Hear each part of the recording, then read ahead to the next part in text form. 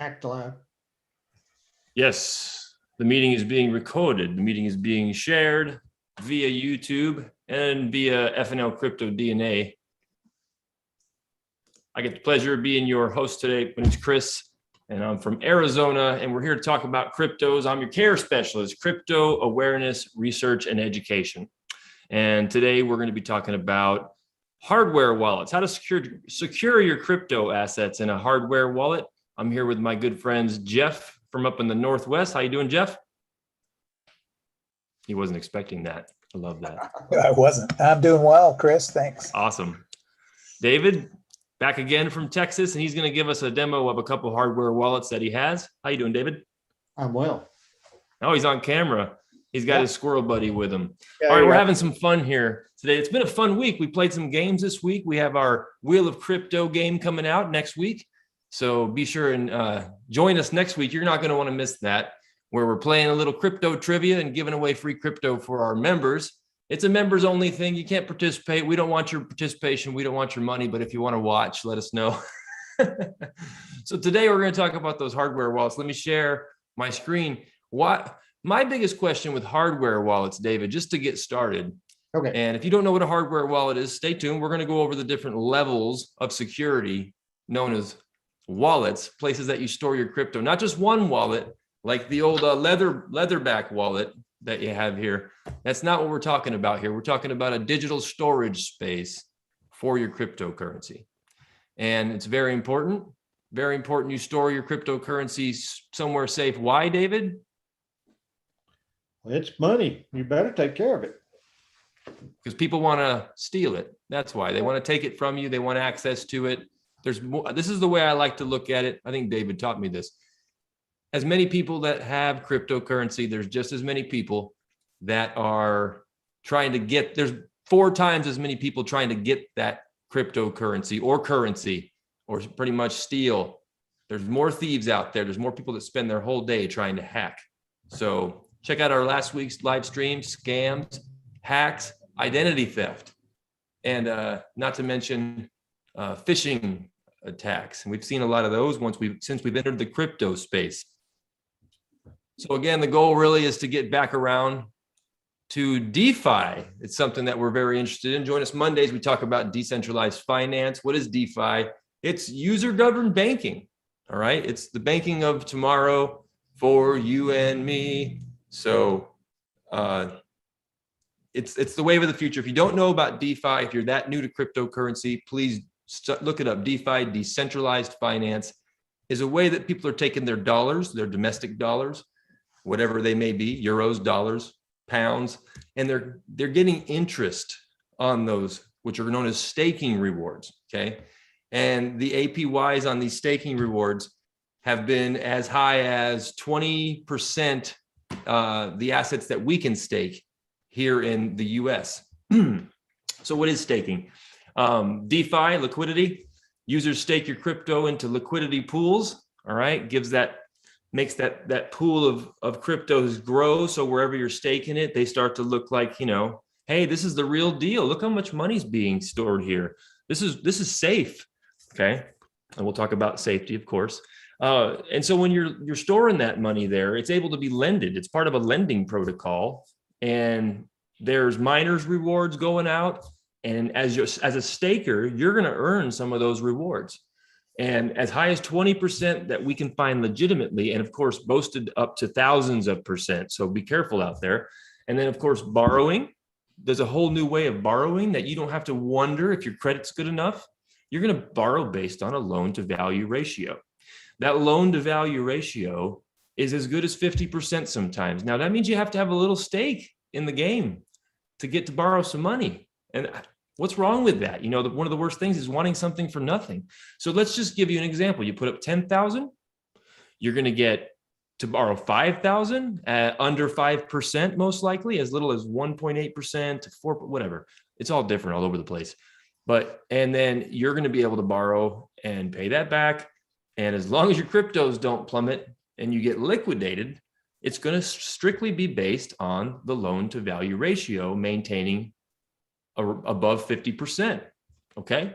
So that's some of them. I guess there's different percentage rates of loan to value, but it's going on right now and nobody approves it. They're not going to look at your credit score. You just got to get to a point where you have something to borrow against. Collateralized loans kind of makes sense. Your credit is being used as collateral in most situations. Governance in DeFi, the people holding the coins make the rules. It's not like you're holding it and you're getting a newsletter that says, hey, next week fees go up. Hey, interest rates go down. You're part of that. You're part of that system and that governance. And then blockchain, doing this all on the decentralized autonomous blockchains of things makes it quite intriguing. So you staking anything, David? Yes. Yes, he says. Now, how can you Would send like some of that? me to- Would you like me to go further besides just a 3-letter answer? That's a great answer. Well, I was taught not to ask questions that'll be answered in yes or no, unless that's what I was looking for. How about you, Jeff? Yes, I am. So, And words. Good for you, Jeff. Jeff, are you? We're going to hear from David in a minute. Jeff, are you staking your stuff in a hardware wallet, software wallet, on a DEX or a decentralized exchange, into a Vampire on a grill? Where are you staking? Staking in Atomic Wallet. Okay, So software wallet. And then I'm also staking on, I'm staking Theta on the Theta network. Oh, right on the Theta network. Okay. Mm-hmm. And they give you Theta fuel tokens for that, correct? Yes, correct. All right. Well, this is interesting. It's nice to find out where everybody's keeping their stuff. As US residents, we're limited on what we have access to. It won't always be that way. Right now it is. So where we can store it and where it will benefit us in terms of security. And of course, if it can benefit us as far as being able to make money from our money. Isn't that the goal? Everybody's trying to make money from money. That's the one thing I never learned. How do I make money from money? So that's basically the point of today. And so to do that, we're going to try to get to, instead of wasting your time, to the answer. Where's the most secure place right now to store your crypto assets and possibly stake them? So I'm going to turn the screen off here and stop sharing and take this to David for just a second. David's going to just start out of the gate and show you guys a couple things that he's hodling. He's hodling things. Now, David, don't put your address in chat again today, where otherwise people be coming to your house to steal these hardware wallets. Yeah, well, I don't keep the keys to my hardware wallets physically with the wallet itself. That's a no-no because of what you just said. There's that, there's different attacks that people will try. And when I say people, some of them are even government entities. They want to get your treasure. And as you said earlier, there's a lot more people out there trying to get your money than you would even suspect. I mean, we're rich compared to most of the world. We're filthy rich, and there's people overseas that could see a $50 windfall, and that will make half of their year. So you got $1,000. Guess what? There's people trying to get that. So when you mentioned about, don't get my address, that's what we call the pipe wrench attack. And that happens to people actually come and attack you with a pipe wrench to get your keys. In other words, they'll beat it out of you. So that's, when you see the pipe wrench attack, that's a physical attack to gain your private keys to get your crypto. So that's one reason why we advise people do not put your amounts out there on the screen. This is being recorded. This, a couple of years from now, this pops up and somebody says, oh yeah, Lori, she said she had 2 Bitcoin. I think I know how to find Lori, and I'm going to go see if I can get that Bitcoin. So that's one thing I just wanted to tell you about the hardware wallets. Don't keep your keys and your wallet in the same place. You might even go to a smart contract where 2 people have to sign to release those keys. There's all types of options there. You might go to a state bank in Texas. You can store those crypto keys in a bank in Texas. They'll allow you to do that. Well, in Texas, there's so much land out there. Don't people just bury them out in the middle of nowhere? Just I was going to show you something, but I got distracted and didn't get it. I actually have the seed phrase where I can recover an account that's lost. Some people put that on a piece of paper. That's what we call a paper wallet. And that seed phrase, with that, you can recover your account. Mm. Of course, anybody else can too. And once they recover it, it's theirs. Now, I have some stainless steel credit cards I've had cut and polished so that they don't have sharp edges. And on that stainless steel size credit card or stainless steel credit card, I just punched it in with a punch and a die, hammer and a die, punched in my seed phrase so that in case something happens, let's say you dig a hole and you bury it in your hole. Well, you can recover Metal the seed detector. phrase later on. Okay. Now on paper, not so much. Steel, not stainless steel. I was like, what? You could sew it into your head, and then if people detected it, just be like, oh, I just got a plate in my head. Don't worry about that. Well, whatever you do, don't put that seed phrase on anything that's got a digital memory. Don't put it on your phone. Don't put it on your computer, your iPad. Don't put it in the cloud. Keep those seed phrases, offline. So, All right, you guys hear this? So David's been telling us about these paper wallets. This is the final step of security. If you're, it's funny, you talk to David about security and he goes right for the throat. And the most secure you can have is your cryptos offline and a paper wallet that holds the seed phrase to get back into it again. Now, the problem with that, as you guys have seen in the news, there's people that lose their seed phrase. And that's why he's saying if you can permanently have something that imprints that seed phrase, you can be protected. So awesome, David. Paper wallet, that's the safest way to go. Don't fall. Where's my camera again? I got to put this on. Don't fall for the paper wallet scam. Okay. Don't pay to have someone design and make you a paper wallet. You can make your own paper wallet unless you're completely illiterate or don't have paper. And so if you're in a completely remote place, and even then you could do hieroglyphics, I guess David will come out and photograph the hieroglyphic with you. He'll actually do it, get you a copy of the Polaroid on and then we'll Kodachrome, post it on Facebook too. put it in National Geographic, and then you'll never lose it. No, seriously. Card like he has. Show us these hardware wallets now. I like that. I want to see the Trezor wallet and the Ledger Nano S. Is that the one we're seeing today? Yeah, the one I've got in my hand is an S because it's got the little screen on it. And let me move it here. You see that screen? Mm-hmm. Versus the N did not have that. Screen's kind of nice. It works. It's a little bit slow, but it's not what I thought it was going to be. It works for what I want, just to store some. I bought some of these and I've stored them on separate accounts for my grandchildren. And now I'm telling you, I'm going from email to email, erasing them because Derek told us to email them to ourselves. Oh yeah, that's going to work real good. You're talking about the seed phrase, right? To recover your account. Yeah. Okay. Well, yeah, Derek, I like that, Derek. We're not sure about the answer there, but I'm not sure about Derek. Not sure about saving them like that. That's the whole idea of the paper wallet. Now you can send them to yourself, write them down, delete them, like he said. I brought up the screen on this ledger while David's showing you the ledger. He says it's easy to use. It's a little slow because you got to punch them in one by one, each character.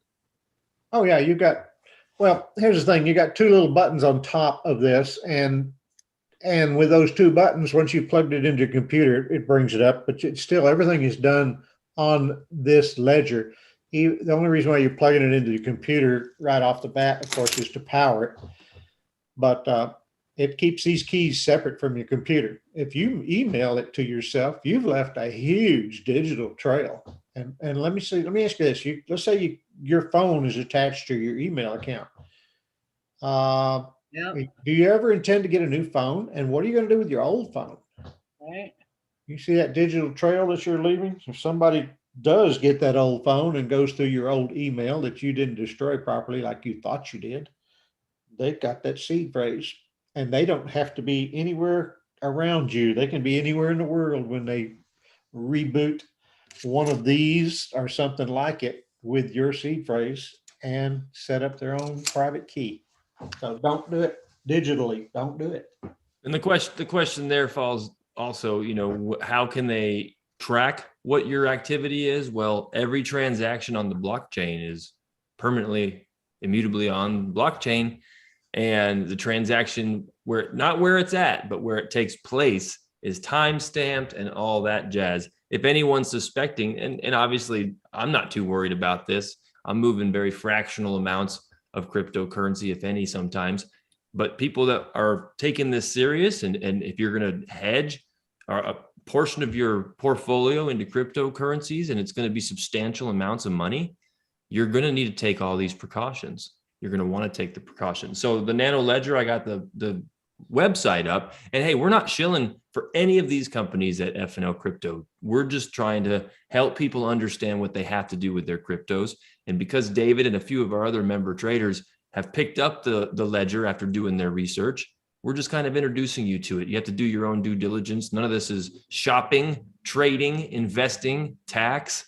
Am I missing anything? Advice. None of it's that stuff. What, Lori? Once we delete it from our email, is that good enough, or do we have to burn down the house now too? Make sure you have insurance first. This is not insurance advice either, Well, but make sure you have insurance. Have you got Gmail, Lori? Hold on, what? Too many people are talking. What? Have you got Gmail? Do it, yes. Okay. Well, guess what? That Gmail never goes away. Never. I didn't send it to a Gmail. I sent it to a They Yahoo. keep a copy of it from now on. Yeah. Great. Well, So that's one reason not to put it on your email. 0.1 of whatever. Well, listen, let's look at everything from a perceptions, everything. How many people do they have to go through to see emails? And, you already fill out your taxes. They know how much you have and don't have. They're keeping an eye on who they need to keep an eye on, whoever they are. Don't stress it. Just keep a cleaner track from there forward. And that's the best you can do. Pretty soon, all your movement through digital currencies, whether it be the US dollar or cryptocurrency, is going to be tracked. And all of the John Doe summons that went out to these exchanges have gone even a step further, where the number one exchange in the world, Binance, is now going through complete KYC with all of its customers. That changes everything, because that's the standard. Is Hobie, Coinbase, Kraken, Gemini, they're Binance, they're making their customers, their users, go through complete identification, and so they can be in regulation with their own federal governments, and that way the crypto can be adopted in their countries. So if you want to have crypto, guys, it's going to start to feel like your information is all over the place. It's all over the place with everybody else's information. And if you have something to take, you have to go through the greatest amount of precautions. And if you have a little bit to take, you got to go through some serious precautions. If you don't have anything to take, you're probably one of the takers, and we're going to keep our eye on you. I'm watching you, David. I'm watching you, Darwin. Chris, there's certain levels of security that only a state actor has the resources to, let's say, break an encryption. We're talking about somebody like the NSA. Now, if they're doing that, hopefully they're doing it with a warrant. But as far as most financial crimes, 96% of them are done with fiat currency. 4% is digital crime. So in that respect, Lori, are you a big target to have your crypto stolen? Probably not. But if you do get rid of your phone, I suggest that you take a drill and drill a hole through there and make sure that nobody could ever access that solid state device again. I mean, that's what I do with my old hard drives. I just take a drill and I drill 3 holes through them. Nobody can spin that drive up again. Now, on the solid state stuff, that's different. You could even just put a blowtorch to it or a high frequency magnet for a little bit if you want to wipe it clean. But just if you can't do some of those things, just hold on to it until you find somebody that can, okay? Don't get rid of any of your digital devices that might have crypto on them. Just don't. Hang on to them until you know for sure you wiped them. Well, I took a picture of it with my phone to send to Amazon Photos, and now I got to look for that crap. I'm sorry, I didn't understand. What about Amazon? I said I took a picture with it, and so I'm sure it uploaded to Amazon Photos like all my pictures do. So now I'm looking for that crap. Of your seat? Oh yeah, yeah. They're using your likeness in marketing campaigns in Nigeria right now. So, I'm guys, I don't know what to say. I'm just telling you what I've learned and what I've known for years about how someone can recover your digital footprint, your fingerprint, whatever, data. It just happens. Now, how big a target are you? I'm a hell of a lot bigger target than any of you guys because I used to work for them. They know who I am. So, but they're not worried about me because I'm stupid. So how's that? Who'd you work for? So, Yeah. I used to collect this data, but this was before it turned into just nothing but digital. We did we didn't do digital data at the time. I was just doing other types of data collection. Anyway, but I know what their capabilities are. All right. Well, back on track with the hardware wallets. Thanks All for right. staying with us if you guys are here for just the hardware wallets. The Ledger Nano is interesting because it does keep you offline. You can exchange from it to other exchanges. So you can buy, sell, exchange, and stake. So which means you can lend and manage up to 27 coins. Now there starts the weakness is not only can you only manage 27 coins on the S, that means you can choose from 2 coins of 27 coins per S, if I'm not mistaken. Is that correct, David? Um, From what I found. Well, 27, I got to tell you, I on this particular Ledger Nano, whenever I fired it up, it looks like I only had room for 3 coins. So that 27 means they give you a choice of 27 different coins. Right, not So all there's at once. not a lot of storage space on No, here. that's the problem with the S. It's so Yeah. tiny storage. Now, And 1,500 tokens, but you're not going to hold 27 different kinds No. or 1,527 different assets. You're not going to be able to do that in a Nano S. actually, depending on the coin, you might just get 2 of them on there. That's what I So, meant. Yeah. On that particular device. Now, this other one, which is the Treasure, it's got a whole lot more. Here, let me get it in there. This has a whole lot more storage on it, so you can get maybe 27 coins on there. Show us that So- tracer. I'm going to stop my video, stop the share. Hold the stinker up there. You like this one, right, David? Oh, yeah. Now, let me see if I can show you the screen. See how big the screen is there? That's a lot bigger. Yeah, it's got a nice little LCD screen on it, looks like. Is it touch screen or is there buttons? No, this one responds to your keyboard, Hmm. but it's still, Oh, you're going to plug that into your computer and it's oh going to yeah, feed you things plug it into in and you power it up, but still it is, USB. it's USB, but it doesn't actually touch your memory or anything in your computer. So all the data in here is firewalled from your computer when you plug it in. And Gotcha. that's the way it's designed. And so is the little one. You know, even though you're entering stuff, it is firewalled from your computer so that it never sees your seed phrase. It never sees your address. Now, once you send something, let's say you've got this address here and I've got some Bitcoin I want to add or I want to send something to it. Yes, I do send that over a network. But as far as my computer recording that, like I said, this is firewalled from your computer by design. But not so much if you put your seed phrase in there, then I don't know what to tell you, except don't use it, go get a different one, or maybe you can sell it to somebody you don't like. Brutal. Yeah, that's kind of brutal, isn't it? Here, I want to give you something. This is my present to you. You're muted. You're muted. No, I'm not. Oh, there I'm you just go. not You're fine. talking. Yeah, I'm fine.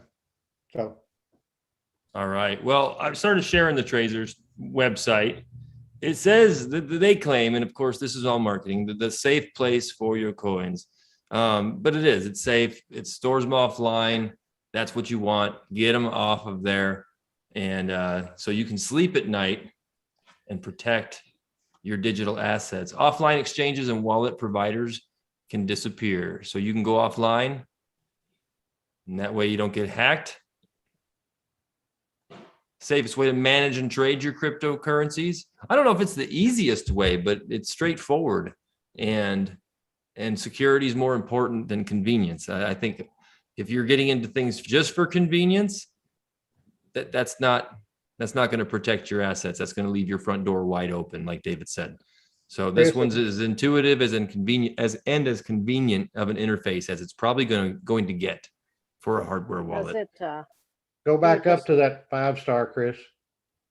Yep, to your left. Okay, guess what? How many times have you guys gone into a new crypto exchange and you think, man, I've got to be a software programmer or an engineer to figure out how the hell do I operate this exchange? The nice thing about people like Kraken and Trezor is they do have customer service. They've got chat and they've got a lot of videos out there, like on YouTube, to walk you through it. So you're not alone in trying to discover, how do I overcome this new piece of technology? So there is help out there. Okay. You know, it's a big deal, David. That's one of the things that everyone's looking for, is because everywhere you end up, you're like, I have to wait how long for my ticket to possibly be answered? Right. So, Coinbase. Yeah. Coinbase is like that. Kraken, you said, was pretty quick at getting back to you. Kraken is an yeah. online place Yeah. to store your cryptos and stake them there, and they're insured, but they're not yours. They're being monitored and babysat. I sent them a Custodian. snarky little email one time. They got back with me in about 5 minutes. So Kraken did. But here's the thing, anything, if it's trustless, that means there's nobody back there to talk to. So there has to be some centralization of some kind, even if it's just on the support side of the house. And that's why it's kind of hard, to get support, because you have to log out of your exchange sometimes to get support. Because if you go to Ledger or you go to Trezor to take care of that, to enjoy that 5-star support they have, they're not going to ask you for your keys. Okay. They're not going to ask you for your seed phrase.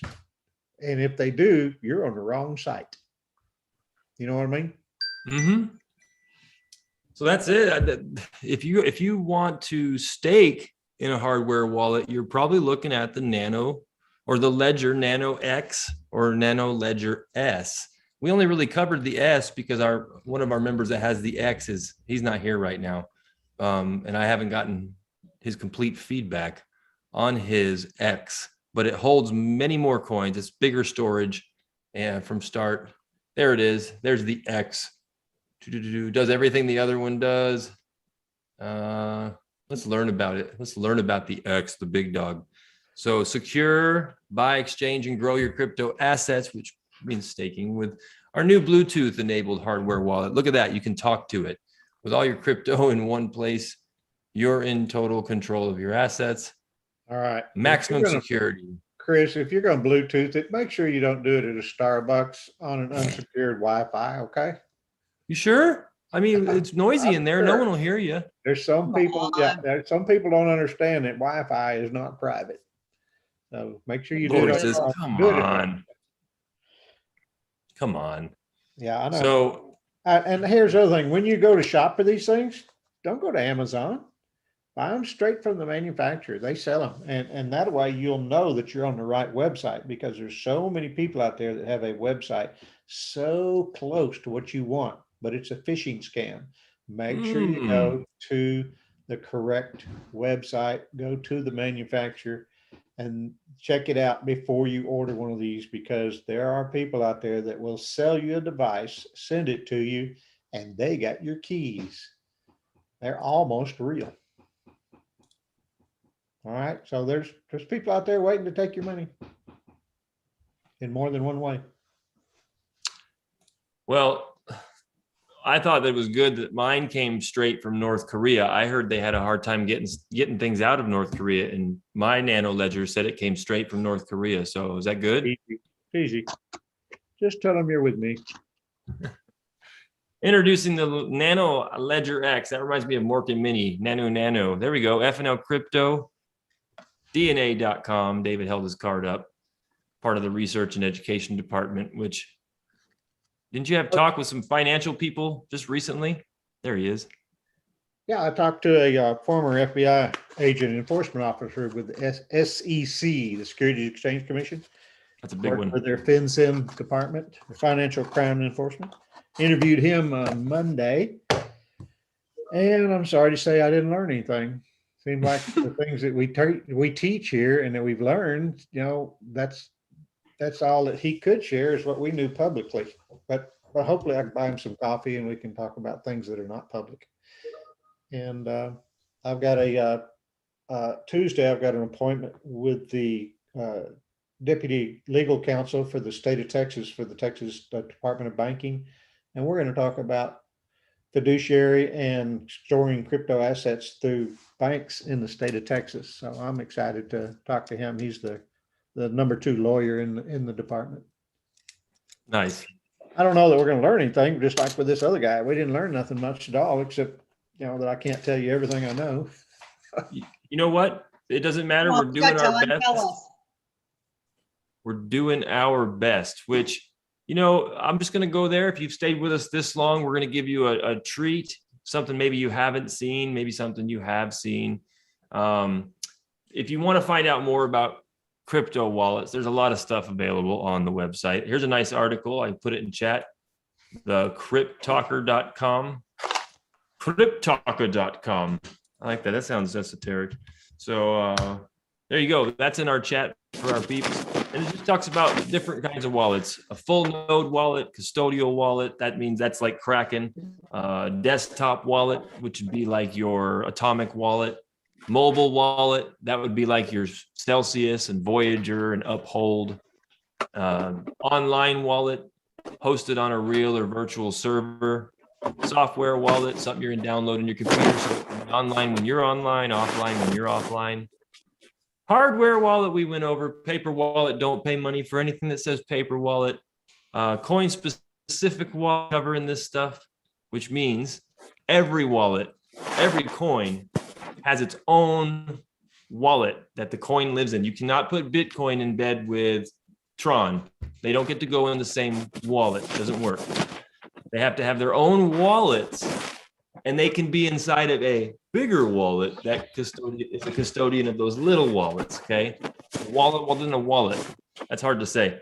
A universal wallet is a wallet to hold addresses of many different coins. So, like if you have an account at Coinbase Pro, you click on your portfolio, all your wallets come in there. So you could call that big one your universal wallet if you want to. Any of them, they're your universal wallet.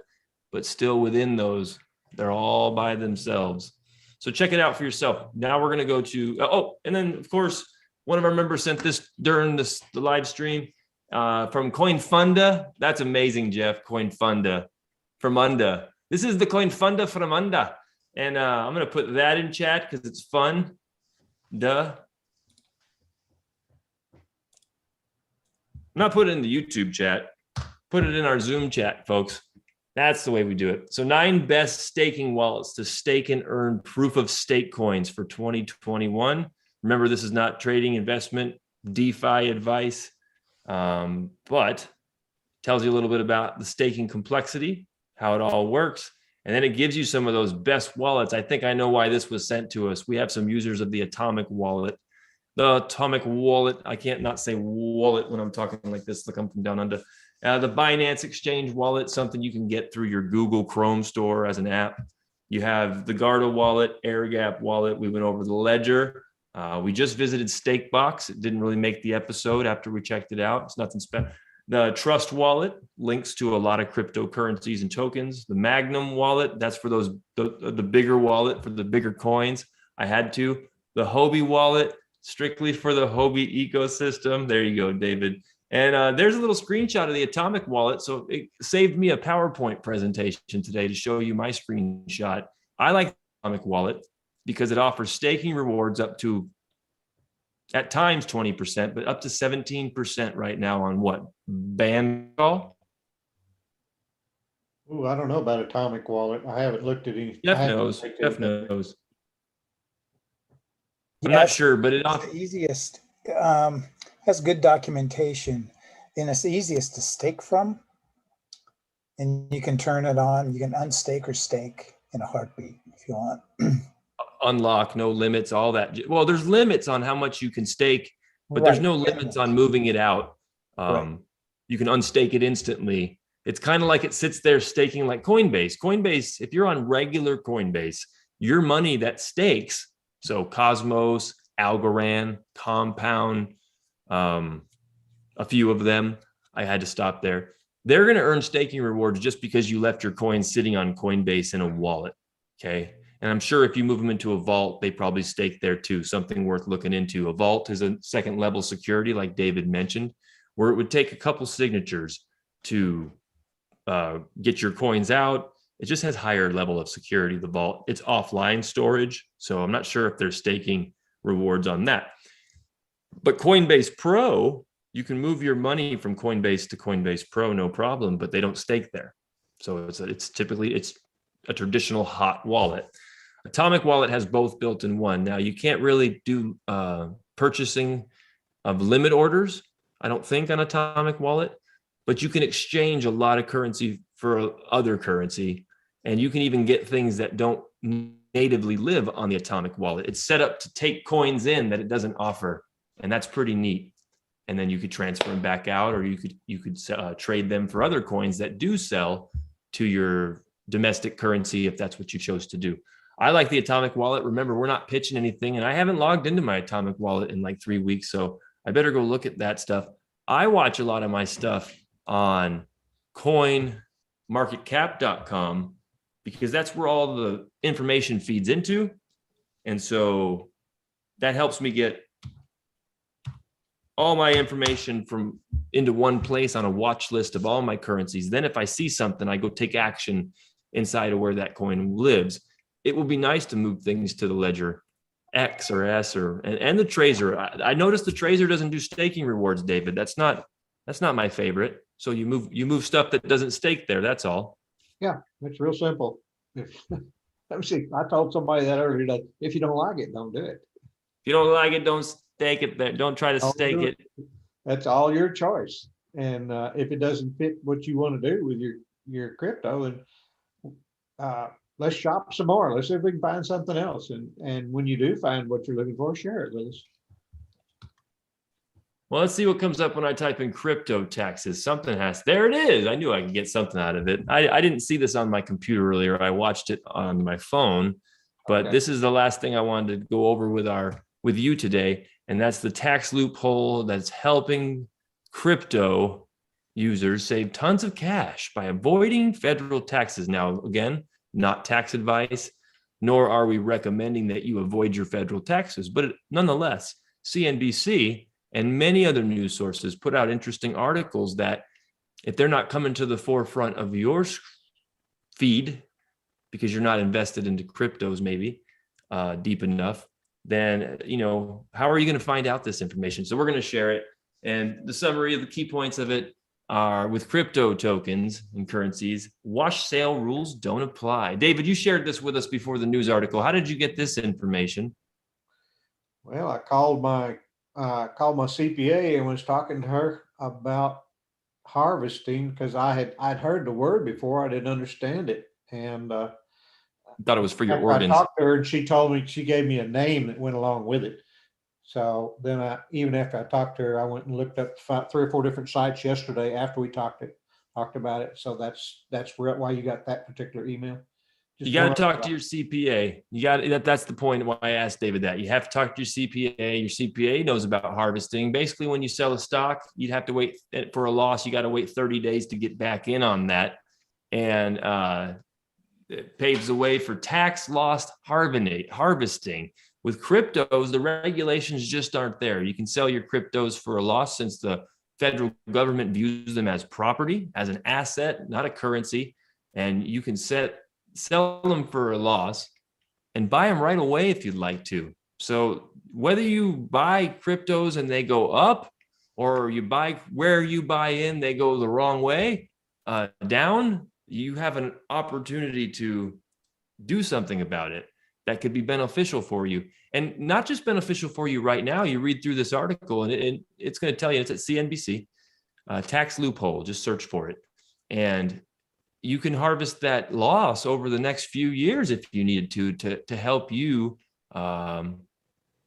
basically offset any profits you make in any of your other income streams.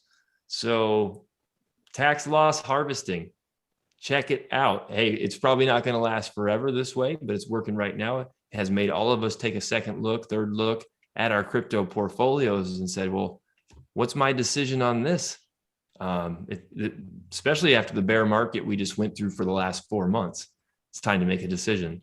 So I hope this helps somebody. Why would it have to stay at the same exchange? Is that what it said? It has to stay at the same. Oh, you can't, because you can't transfer it out. When you transfer it out, you're going to upload it into another exchange. It's going to go into that exchange or your bank as income, it was your money, basically. When you pull it out, it becomes income. So you're just going to leave it inside the same exchange. That's what I'm thinking is how it would work. Because I was trying to get it out of the one company for the IRA and put it in another one so that I wouldn't get hit with fees that are hard. So it would go from one IRA holder to another, but I don't want to. Right now, it doesn't matter anyway because I'm working at a profit now. So get Bitcoin's back up to 39.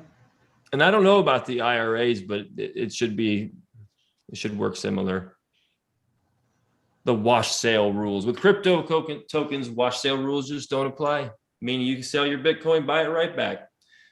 With the stock, you got to wait those 30 days. So just talk to your CPAs, guys. Just wanted to make you think about that as you're losing sleep over your negative portfolios from the bear run that we just endured.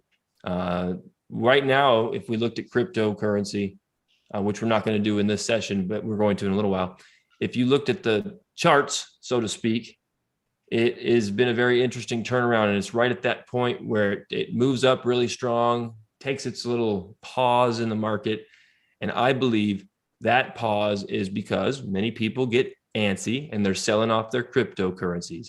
If it was a major sale, it would come crashing back down. So I haven't looked at charts since this morning. Let's end the session looking at the assets themselves. We're going to go to coinmarketcap.com and take a look at the majors. So in the last 24 hours, we got, well, let's go all of them first. So straight down the top 10. So Bitcoin up 39. It's just down 2% in the last 24, but it's had a great week. And you can see on the line chart, we have made not a new high, but we're making new highs from the previous 4-month trend. And so if we can continue to do that, of course, we're going to see the retest that's along there. And Ethereum, it's a similar chart. Now, Ethereum went up really strong after 3 moves, but it fell off on a double leg pullback. And it's just been hanging out in the middle, a little different when it comes down to underneath the high and lives under there for a while, like it's seen resistance. Binance Coin, same story as Ethereum. Everything getting sideways into a wedge. Still looking bullish to me, but I'm not an expert on this, so do your own research. Cardano, same thing, made that big high, and then it kind of settled down. Been watching the founder, Charles Hoskinson, later, trying to get to know what their thoughts are. Dogecoin, still around 20 cents, even a bigger pullback, and then a flat line there for Doge. And Solana, currently making a strong push up. Yesterday, we watched Solana around $27, and now we're hitting 31.5. And maybe that's on our list of the big winners for the day. There it is, ranked number 3rd on the top 100 coins. Coin number 14, Solana. Solana is its own everything, and we like Solana. Yeah, we're shilling Solana today. We're pushing it. No, I'm just kidding. But it's good to see Solana was like the last one to turn around. It's like it was a forgotten child, little Macaulay Solana. And it got picked up, and now it's gone up $4 in 24 hours. Good for Solana. Quantitative trading, nice push up on quant. When you get into talking about quant, we haven't even looked at quant. It's on one of our watch lists. $1 billion in the market cap on quant, 83% circulating. It's an Ethereum ERC20 token, and launched in 2018 with the goal of connecting blockchains and networks on a global scale without reducing the efficiency and interoperability of the network. It's the first project to solve the interoperability problem through the creation of the first blockchain operating system. So you guys didn't realize we were having an interoperability problem, but we were, and quant is hooking us up on the fix. So one thing to watch for is if quant, let's see, where did quant's founder come from? I just missed that. There he is. Gilbert Verdian, one of the founders of the Quant Network, had an idea for the blockchain project while he was working in the healthcare sector. Verdian, there you go, Jeff, identified the importance of interoperability in ensuring that patients registered on different platforms are covered. Verdian has over 20 years of industry experience in upgrading the security, technology, and business strategies of businesses around the globe in order to achieve tangible results. Business, business, business. So when healthcare meets business, we don't have much to say about that. All right, so we're going to go into some of our watch lists. The Crypto 50. Crypto 50 starts out with XRP. We took the obvious ones off the board. You watch them every day. So XRP was up to 70 something cents, 73. Still hanging out in the 70s. Chart looks similar, had a very nice push up just a couple of days back. There's Solana again, our good friend. Polygon looks like Ethereum. Theta, a little bit of a wave in there on Theta. ICP still lingering around 40 as co-founder, CEO Dominique Williams Smith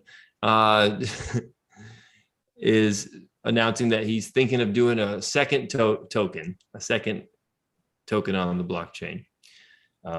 Original cryptocurrency ICP holders are not happy about Mr. Williams saying that he wants to make a second one. It's like, no, let's put some focus on the first one.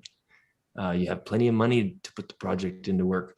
VeChain, nice recovery. These charts all look the same. We had a big swell.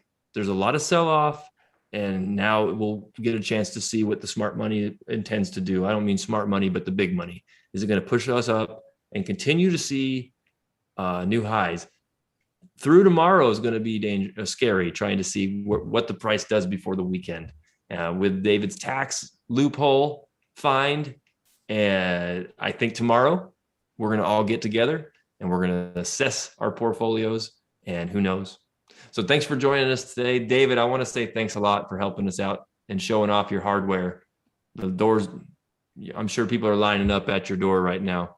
Oh, wait a minute. Jeff didn't share, did he? I mean, I don't want to be the only one. Jeff, you got a hardware wallet? I I'm just do. glad you're sharing your security, because I wouldn't have known this stuff. You know, I'm retarded. I do. We already talked Awesome, about it. Lori. What do you have, Jeff? Oh, the Ledger S. So Another Ledger S. And if you haven't been able to get more than 2 coins on there either, really? right now I just have Ethereum. Oh, just Ethereum. Okay.